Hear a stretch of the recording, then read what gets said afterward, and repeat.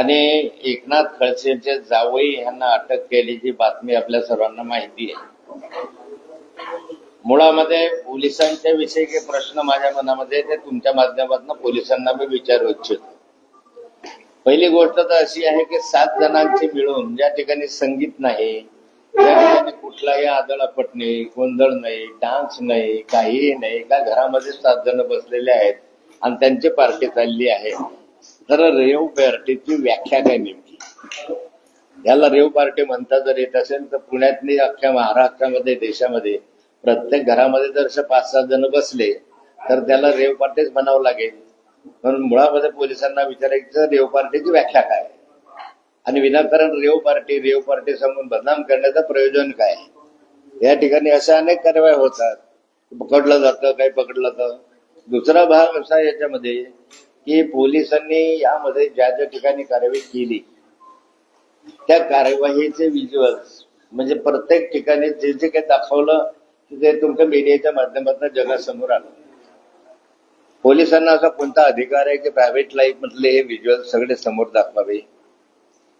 पोलिसांनी हे निव्वळ बदनामी करण्यासाठी केलेलं कृत्य आहे. म्हणजे पोलिसांना असे चेहरे दाखवण्याचा अधिकार नाही, महिलांचे तर अजिबातच नाही. परंतु या ठिकाणी महिलांचे चेहरे दाखवलेले, पुरुषांचे चेहरे दाखवलेले आणि एक त्याच्या याच्यामधनं कशी बदनामी करता येईल अशा सर्व एक सूत्र याच्यामध्ये त्यांनी ठेवलं. खरं म्हणजे या संदर्भामध्ये डॉक्टर प्रांजल खेवलकरांना पहिल्या नंबरचा आरोपी करण्याचं कारण काय? त्यांच्यावर कुठलाही गुन्हा नसताना त्या ठिकाणी त्यांच्यावर गुन्हा आहे असं सांगण्यात आलं पोलीस प्रेसमध्ये की त्यांच्यावर गुन्हा आहे. त्यांच्यावर आजपर्यंत आयुष्यात एकही गुन्हा नाही, ते गुन्हेगार प्रवृत्तीचे नाही, ते एक वैद्यकीय क्षेत्रातलं नावाजलेलं नाव आहे. अशा स्वरूपामध्ये खोटं त्या संदर्भामध्ये पोलिसांनी करणं की यांच्यावर गुन्हे दाखल आहे आणि त्यांना पहिल्या क्रमांकावर दाखवणं. वास्तविक ज्या ठिकाणी पोलीस म्हणतात की अंमली साठा सापडला 2 ग्रॅम 0.7 काहीतरी ml, तो जो सापडला तो एका मुलीच्या पर्समध्ये सापडला. हे आपल्याला त्यांच्या चित्रीकरणामधलं दिसतंय. त्यांनी जे चित्रीकरण दाखवलं मीडियाच्या माध्यमातून त्याच्यामध्ये दिसत आहे की त्या पर्समध्ये ते सापडलेलं आहे आणि तिलाही माहिती नाही असं ते म्हणते पूर्वी, जे काय असेल. पण प्रत्यक्ष ज्याच्याकडे पर्समध्ये सापडलेलं आहे तिला पहिल्या क्रमांकाचा आरोपी करायला पाहिजे होतं. यांनी तर काही त्या ठिकाणी यांच्या बाळगलेलं नव्हतं. यांनी या ठिकाणी कोणताही अंमली पदार्थ बाळगलेला नव्हता. बाकीच्यांनी एकाच मुलीच्या याच्यामध्ये होतं, तिला त्या ठिकाणी पहिल्या क्रमांकाचा आरोपी करायला पाहिजे होतं आणि ह्यांना साक्षीदार करायला पाहिजे होतं खरं आहे की नाही.